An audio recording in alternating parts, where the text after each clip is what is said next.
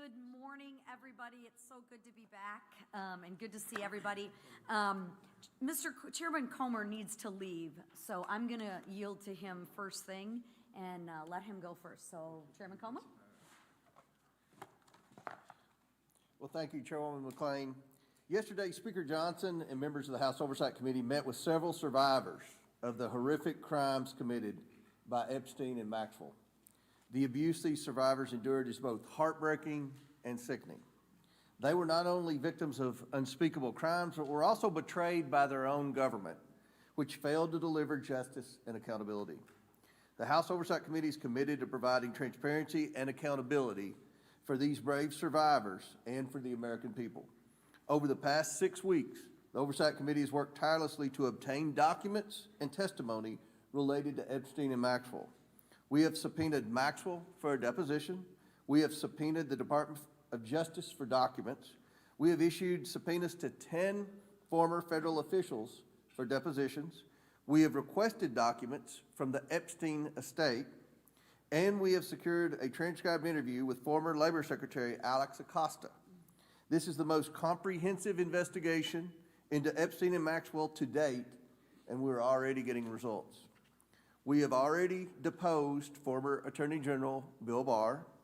The DOJ has produced nearly 34,000 pages of documents with more to come. These documents are now accessible on our website.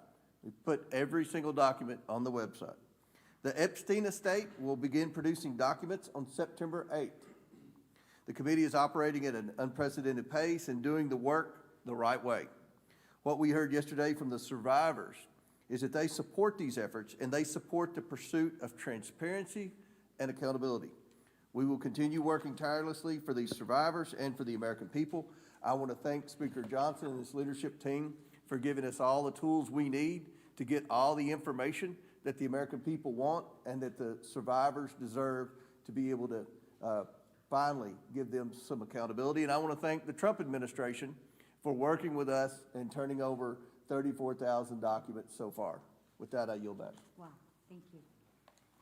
Thank you, Chairman Comer, and thank you for all your hard work on this issue. With that, I want to welcome you all back to a safe D.C. I know that sounds crazy, but rather than applauding President Trump's decisive action to actually restore law and order and reduce crime in America, Democrats have defended gang members, thieves, and lawbreakers. I mean, can you guys believe that? That sounds odd, right? Right? Sounds pretty common, unfortunately. Nevertheless, Republicans remain focused on delivering not only the physical safety, but President Trump has championed, but the financial security for every single working America. Because President Trump believes in a safe America. And safe America means safe in the streets, but it also means safe and security financially and economically. That's why we've spent the last month working with actual Americans in our district. And I personally spoke with workers at manufacturing facilities in Michigan, and then we went on the road in New Jersey, Pennsylvania.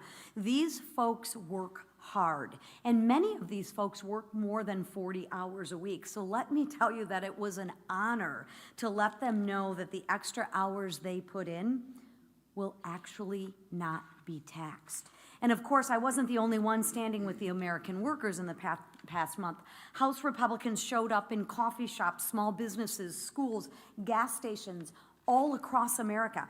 And if you own or work at a small business, Congressman Miller Meeks was out there talking about the tax cuts heading their way. And if you work in energy, Congresswoman Fedorchak was out there talking about the ways that this bill will help secure your job and actually reduce gas prices. I think we had Labor Day just recently, right? We just came back from Labor Day. Gas prices were the lowest they've been in 5 years.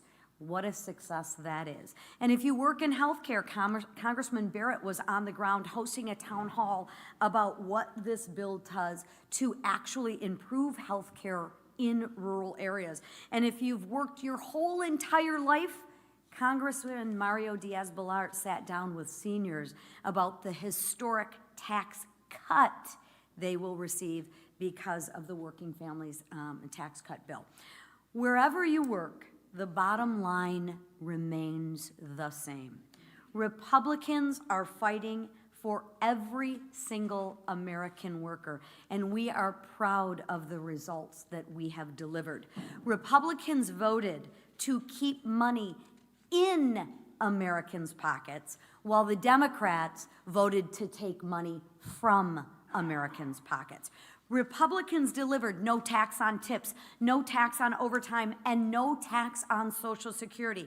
While every single Democrat, and let me say that again, every single Democrat voted to increase your taxes by at least $1,700 for the average middle-class family. Every single Democrat voted to raise taxes by at least $1,700.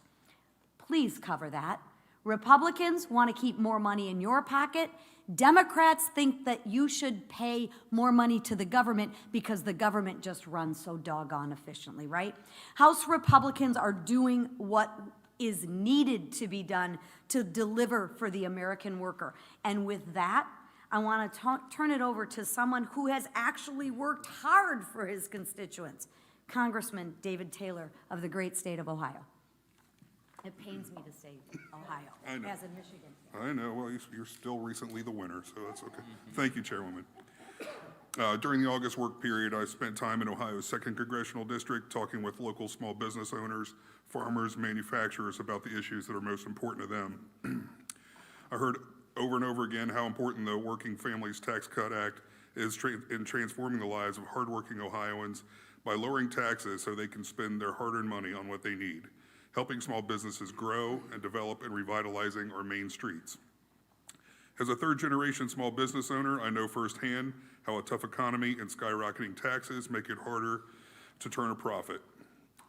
When I popped into family-owned shops last month, store owners told me how grateful they were with the expanded 199A tax credit that was helping hand they needed to stay in business so they could maintain a presence in our communities. Beyond business, Ohioans made it clear that they don't want illegal immigrants taking benefits that are meant for Americans in need. This is just Ohio common sense. The Working Families Tax Cut Act benefits vulnerable Americans so they can get back up on their feet while kicking off illegal immigrants who never should have received taxpayer benefits in the first place. A common myth surrounding the act is that it will shut down rural hospitals serving Americans across our country, and especially in my district. That is far from the truth. In rural regions like Southern Ohio, the act includes a historic $50 billion investment in rural hospitals, and when I spoke with local healthcare providers, they confirmed how critical this funding is in meeting their most rural patients' needs, and they're very pleased with the results. For Will Minshaw, a young farmer in Pickaway County, Ohio, whose family farm is hitting 200 years in operation next year, the increase in the death tax exemption, which is made permanent in the bill, means it'll be even easier for the family to pass the farm down to him and to future generations. And with family farms making up 96% of all farms in my district, this is huge news for countless farming families in Southern Ohio. That, combined with expanded funding for agricultural trade programs and investment in crop insurance, will give family farmers peace of mind about staying in the business for years to come. I was also proud to see provisions of my USA Car Act, which co-sponsored with Senator Marino, included in the act. It will create a deduction of interest on purchase of American-made cars on your car loan. That'll create thousands of jobs across our nation, all while securing our nation's supply chains and invigorating our economy. The Working Families Tax Cut Act is paving the way for economic prosperity for hardworking Americans, and Ohio families are reaping the benefits. I was proud to support it and will continue advocating for the needs of Buckeye families in Congress. Thank you all for being here, and now I'd like to introduce Tom Click, CEO of an aluminum manufacturer, Patriot Industries in Louisa, Virginia. I knew I was going to do that. I got a friend named Louisa, Louisa, Virginia. Tom co-founded this business with his wife, Sarah, and will share a little bit about how the act benefits his employees. Good to see you. Good seeing you. Good man. Good morning, everyone. My name is Tom Click, and in 2010, my wife Sarah and I founded Patriot Industries. We're proud to be one of a growing number of American companies investing in U.S. manufacturing and bringing jobs back to our community. Like most family businesses, we started small with only 1,000 square feet of space and a used pipe threader that I purchased on eBay. Navigating the complicated tax code always seemed like to be a continual challenge until in 2012 when I faced a serious health crisis, and there were moments when we didn't know if the business would survive. But thanks to the strength and dedication of our incredible work family, we pulled through, I recovered, and today Patriot has 3 factories in the USA, 140,000 square feet of space with advanced manufacturing equipment, and employs nearly 100 hardworking team members. I'm here today to say thank you to congressional leadership and to President Trump for permanently locking in tax policies which are already having a positive impact not just on our family business, but on our employees and their families. Locking in the 20% small business deduction, restoring full equipment expensing, and protecting our family from the nightmare of the death tax, or as I call it, the survivor's tax, because that's who the burden ultimately falls on, are big wins for small businesses like ours. But most importantly, the One Big Beautiful Bill benefits our employees through lower tax rates, a larger child tax credit, and a doubled standard deduction, giving our hardworking team members more take-home pay for day-to-day necessities like groceries and helping them build a better future for their families. So on behalf of our family business, our nearly 100 employees and our trade association, the National Association of Electrical Distributors, thank you all for finally providing the tax certainty businesses like ours need to continue manufacturing more great American products and hiring more great American workers. Thank you, and may God bless you, and may God bless America.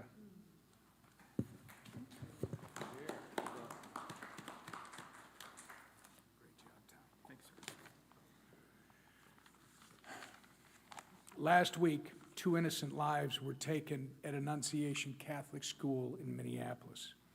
As a Minnesotan, a father, and Catholic, words cannot begin to describe the amount of heartbreak and anger we feel over this unspeakable act of evil.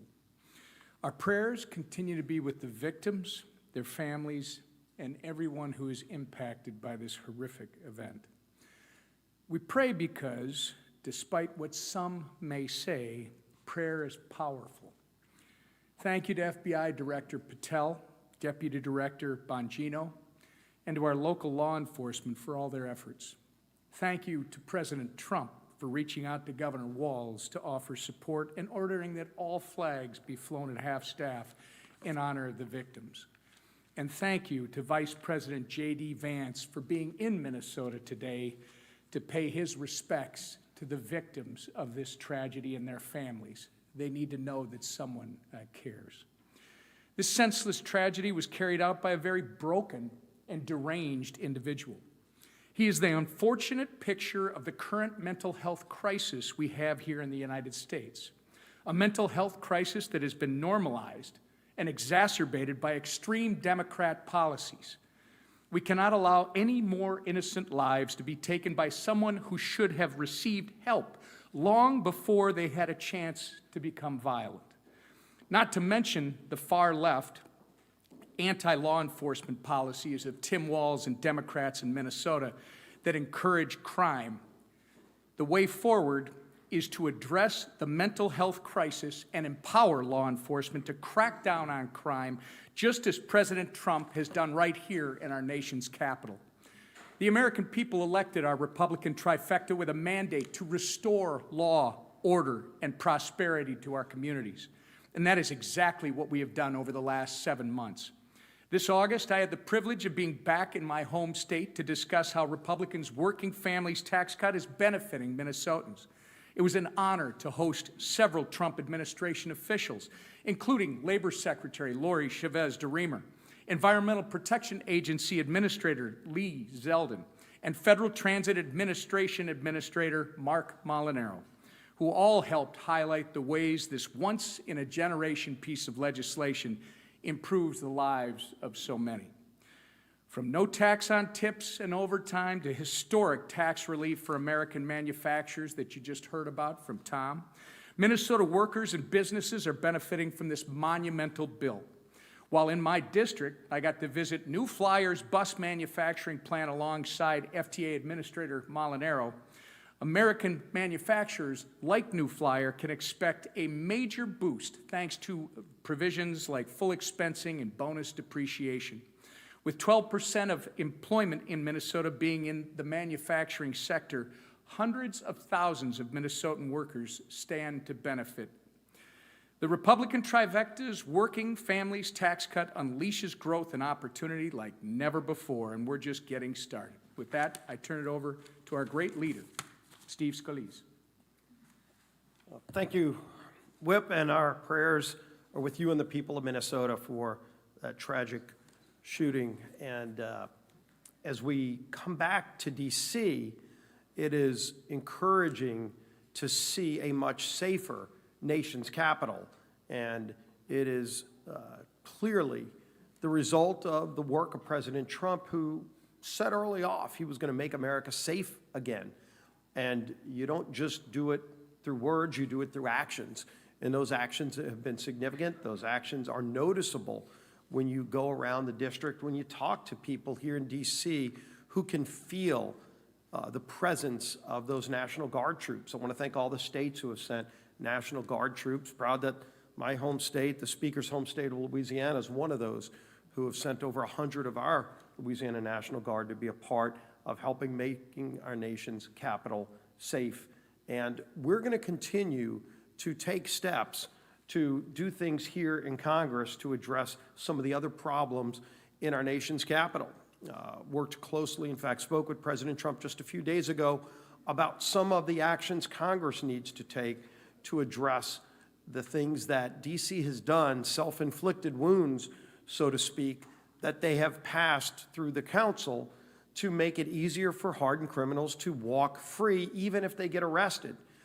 Carjackings, you could carjack somebody at gunpoint, and frankly, a lot of the people who commit some of those violent crimes are younger people under 25. You could be 23 years old and walk out the next day if you get caught without serving any time in jail.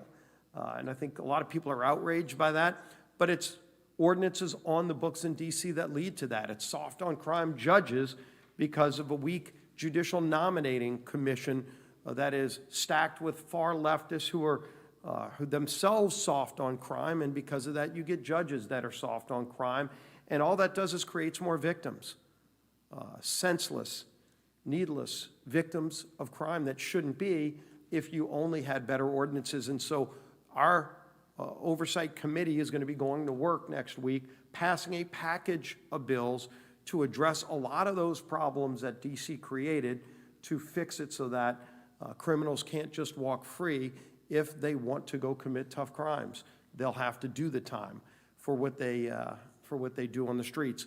And I think that's a good thing, that we're going to be addressing that problem even more than what President Trump's already done. You can look at what the Oversight Committee has already done over the break. While a lot of people were home, a lot of Oversight Committee members were here getting that testimony that Chairman Comer talked about from those victims of the horrors of Epstein. And we're going to continue through the rule today, have a vote to force a lot of that information to be made public, to support the subpoenas that the committee's doing, to go even further than others want to go at getting that information out to the public, including going after the estate of Jeffrey Epstein, something others have refused to do. So we're not done, but it's going to be an important vote today on the House floor to show our support there. And then, of course, we are going to continue to talk about all the things that we passed just in these first 6 months. And obviously, there's a lot more we want to do. There's a lot more we're doing just this week. Some great energy production bills, energy and water appropriations bill. Appropriators are having negotiations to try to get a resolution on the proper funding of government. All of that is still going on. But it's important when you go around the country and hear stories like we heard today of people that are now starting to make more investment in America because we stabilized the tax code. We prevented a massive tax increase on families all across this nation by passing the One Big Beautiful Bill. We modernize America's air traffic control system. We secure our border. We open up more energy production. All of the things that are going to help families have more money in their pockets, you know, overtime workers, with no tax on tips. That's $1,700 more in the pockets of hardworking families, and the best is yet to come. There's a lot more we're going to do, and the person leading that charge is the fellow LSU alum, and yes, we are proud of our alma mater winning its opening game. It's going to have football back, college football. Some people might not say right now they're glad to have college football back, depending on how their team did. We are proud of what's now the number 3 team in the nation, the LSU Fighting Tigers, another Fighting Tiger, and Cover Boy. If you brought your copies of Time Magazine, he might actually sign a copy for you. Not every day that a Republican gets on the cover of Time Magazine, but he has exhibited great leadership. He's gotten a very, very narrow House Republican majority to come together time and time again to deliver big wins for American families, and I'm glad it's being noticed nationally. It deserves to be. Our Speaker of the House, Mike Johnson. Thank you, Mr. Leader. Welcome back to everybody. We come back very excited, and not just because the LSU Tigers prevailed on Saturday, but because we're in a really good mood. You know, the House Republicans went out, fanned out across the country over the district work period, and got a lot of work done. And they were talking about the One Big Beautiful Bill, which has also become known as the Working Families Tax Cut Act, because that's what it principally represents. And it was met with great reception everywhere. I'm so grateful for leaders like Tom, the Clicks, who are these small business owners that is the heart of the U.S. economy, and they make it run and they provide jobs. And we're trying to do everything we can to ensure that they have success, because the success of small business owners and hardworking families is the success of America. And that's what our principles and policies provide. And so we're so excited about that. We went out, fanned out across the country. We met with business leaders just like this, with workers, farmers, families in our districts to discuss our legislation and how it's already making a positive impact in communities across the country. I spent the month traveling my own district and 12 other states, and we went quite literally coast to coast, got a great reception everywhere we went. In my district, I met with farmers who will benefit from the permanent relief from that death tax, and small business owners just like this, who can now plan for the future better because of tax certainty and increases in the small business deductions. In Nashville, Tennessee, where I was, I met with tip workers who will keep more of what they earn thanks to the no tax on tips and no tax on overtime. And they were overjoyed by that, and we interviewed them and got their comments on it. I was in Idaho Falls, Idaho. Visited with local manufacturer there who employs 5,200 people, one of the biggest, most impressive businesses nationwide. And thanks to this bill, they can now permanently deduct more of their critical investments in research and development on their products, and they will help their company and thereby create more jobs and help their workers. Look, whether you're a farmer, a bartender, a stay-at-home parent, a law enforcement officer, a business owner, any profession in between, the legislation that we passed is going to benefit you. It's going to benefit all Americans because, as we noted, it was written for lower and middle class earners, and they are going to feel the effects of that in very short order.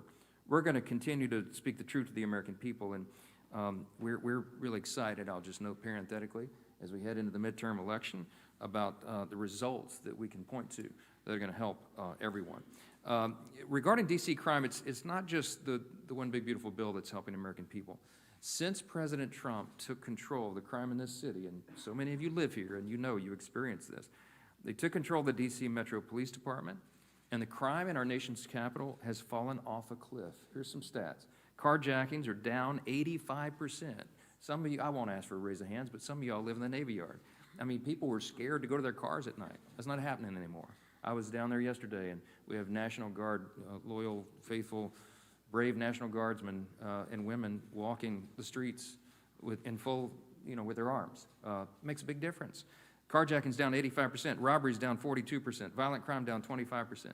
D.C. went 11 straight days without a murder. That sounds like, wow, why would you be, because that's an amazing thing around here. Nearly 1,300 criminals have been arrested and 135 illegal guns removed from the D.C. streets. D.C. residents, and the residents of every big American city, should be able to walk freely without fear of being mugged and violently assaulted and carjacked or shot at.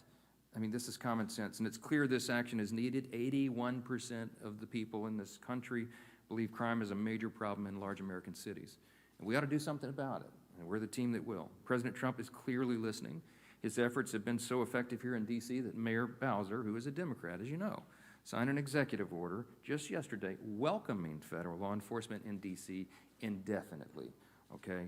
I hope my Democrat colleagues here will wake up and realize that crime is not a partisan issue. It can't be.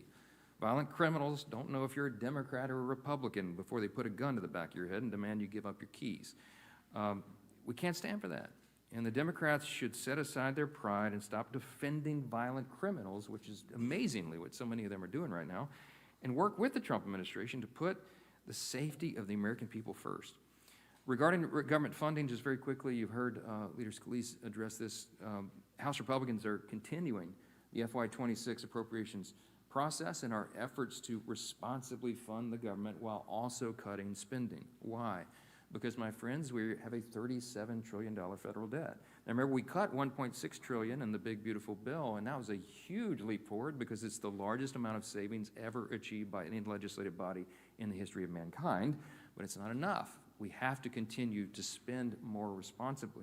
This week, we'll bring up the Energy and Water Appropriations Bill to the floor, and Chairman Cole is diligently working to get all 12 of the appropriations bills out of his committee. As we always are, the House Republicans are committed to keeping the government open. And unfortunately, it seems like not all the Democrats agree with that, and they're beginning to apply their government shutdown pressure. But I want you to remember one thing. All but one House Democrat voted to shut down the government in March. And we expect, sadly, that may happen again, that will be their inclination. If the government shuts down, it'll be because congressional Democrats rejected common sense solutions to fund the government and instead caved to their far left base. But I'm going to say this. I mean, look, I mean this sincerely. If Democrats are willing to work with us and think responsibly about how we can spend less than we did last year, then we are all open to that. Our nation is saddled with that debt, and we've got to figure this out.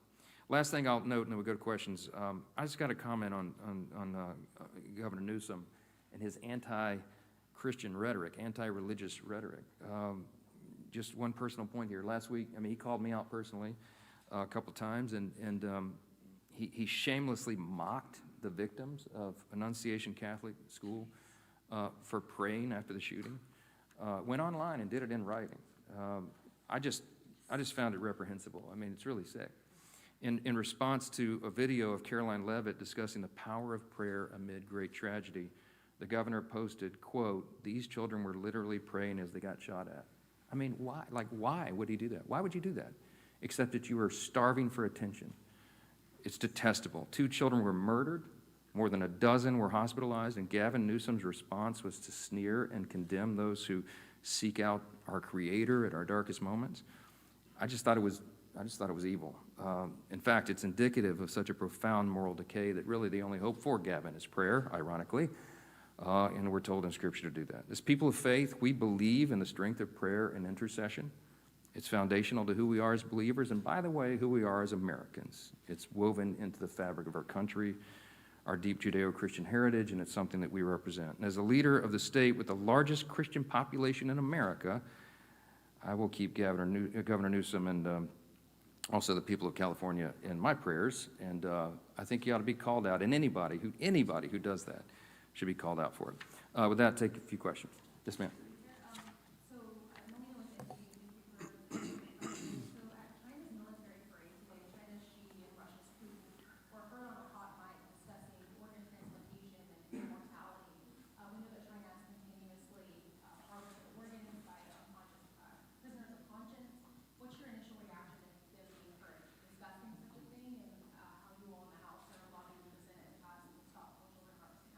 Yeah, I will tell you that we've heard some horrific stories of these organ transplants and all of this in China, that they take it from unwilling donors, okay, to put it mildly. And the fact that they were caught on a hot mic, the first I've heard of that, is very telling.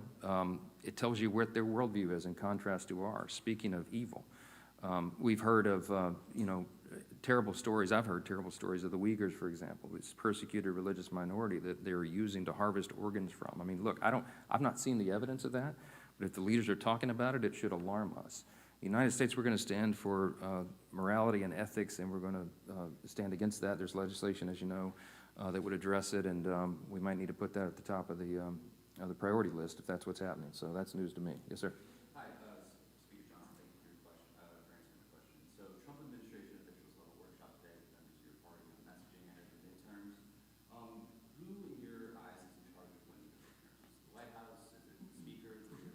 Yeah, it's the speaker. No, I saw somewhere that I was running through and I saw on Fox News or something said, curious, the speaker wasn't at the meeting this morning. Can I tell you why, since you just asked? My youngest son, Will, made the starting wide receiver position at his local school here for the freshman team. And at a big practice on Saturday with the quarterbacks and wide receivers, he fell and broke his collarbone. So I had to take my son to school this morning and get him situated because he's hobbling around with a thing. And he's heartbroken because we just started the season and I'm heartbroken as well. That's why I missed it. I texted James Blair and Caroline Levitt and with a laugh emoji and said, now the scandal is I'm not with you to discuss our strategy. The speaker's clearly in charge of this. The speaker works around the clock. I'm talking about myself in the third person here. The speaker travels all around the country to help us expand our majority. Right. And we have a strategy that we're working on. Richard Hudson, also the NRCC chair, is doing an extraordinary job. So he and I are in a partnership with this, with all the leaders and all the members. Last year, I'll share with you the sad statistic. I did over 360 campaign events over 240 cities and 40 states and logged enough miles to circle the globe 5.5 times. That's a real stat. I'm doing it again. I'm on that same track. So clearly, I am hands-on every day that we're not in session and I'm not in my district working. I'm on the road doing this. So we're closely coordinated with the White House, and that's the beauty of it, because the political team in the White House, the president himself, he and I spoke about this most recently last night at about 11:45 p.m. about our strategy to win the midterms. He's dialed in on it, we're dialed in on it, but clearly, I'm the quarterback of this effort, and I fully endorse everything that was said over there because it was all prearranged with me. So that was the only reason I wasn't there. Yeah. Last question. I got it, yeah. There was a rebranding of the One Big Beautiful Bill to try to do a working family tax credit, tax cut. Is that a sign that you guys are losing the messaging towards Democrats?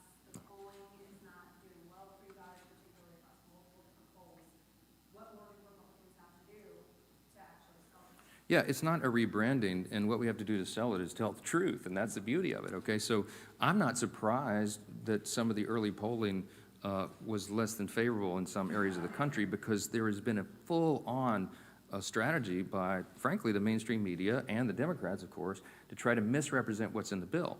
If you look at the polls of all the individual provisions of the bill, they're wildly popular. I mean, we did things, there were 80-20 issues in the legislation, and it's going to help everybody. So it's not a rebranding. What we encourage everybody to do during the August district work period is go into their districts, do town halls, business roundtables, meet with everybody, constituents, and just take the time to explain what's in it. Because in almost every scenario, literally like 99% of the time, when you explain what's in it, light bulbs go off and people start standing and applauding because they know it's going to help them. Now, here's the other benefit of that. The reason we put it on such an aggressive timetable, which some of the people in this room didn't believe we'd get it done, the reason we had to get it done by the summer is because we wanted everybody to feel the actual effects of this extraordinary legislation before they vote in the midterms.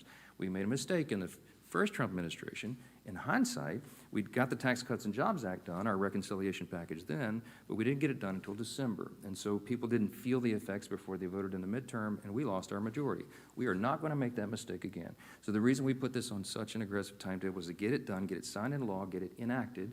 The relief is already being felt, as you're testified to today, and it will be felt in great effect by everyone when they go vote. So that huge demographic shift that we saw in 2024 in the election, we will hold those new demographics, new people who came in the party, because we have demonstrated for them they made the right decision. While Democrats are flailing and about to elect an actual Marxist to be the mayor of America's largest city and formerly the cradle of capitalism, we are out talking about common sense solutions for the pocketbooks of moms and dads and hardworking families everywhere. And they're going to feel that, and they're going to reward us for it. Last one over here is. Speaker, thank you so much. The NDAA, pro-life provisions, transgender surgeries, is that still a red line for the Republican Party? And then also, Democrats are considering midterm conventions. Is this something that Republicans are considering as well? I'll address the NDAA first and then that. Yeah, I mean, I don't expect there's going to be poison pills that the NDAA has been worked towards as a bipartisan measure, which it traditionally has been, and I think leaders on both sides are committed to that. With regard to the convention, I'm all in and excited, and I'm glad you asked about it. The president called me when I was on the road maybe a week ago or whenever this made news on the morning. It was like 6:30 in the morning where I was out west, and he was here, and he said, Mike, I got a great idea. And I said, what's that? How about a midterm convention? Don't intend to do it in his voice, but a midterm convention. And I was like, that's genius. He said, it's never been done before. that's right, and that would be such a great rallying point for us in the fall, right before the election, to lead up to that, to the momentum that we have so much to sell and talk about and celebrate. And of course, he loves a big show, so he and I both agreed, and he was going to call Leader Thune and of course our new chair of the RNC, because they get to put on the show. And so I think everybody's on board, because when I was packing my bag to leave that hotel room, about 13 minutes after I hung up the phone with him, Fox News and the Chiron said, breaking news, president calls for midterm convention. So I think that's a done deal now. So look, I'm really excited about it. I can't wait. We have so much to celebrate, and it will be hilarious if the Democrats try to do the same, because if they're going to put on display what they did at their little workshop a couple weeks ago, bring it, okay? So all we got to do is find the right location and get this thing planned, and we're going to be excited. And we'll be bringing, I'm sure, folks like the Clicks, like Tom here, to come and tell his story about what's happening, and everybody will resonate, and all the people will say amen. Thank you all so much. Bless you. All right.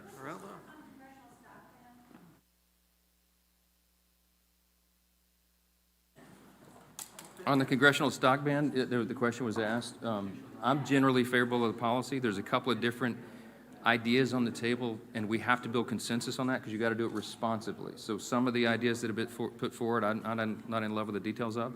But it's generally a policy I've always favored, but we have lots of different opinions on that in the conference and in Congress, so we got to work through it. So that's the intention.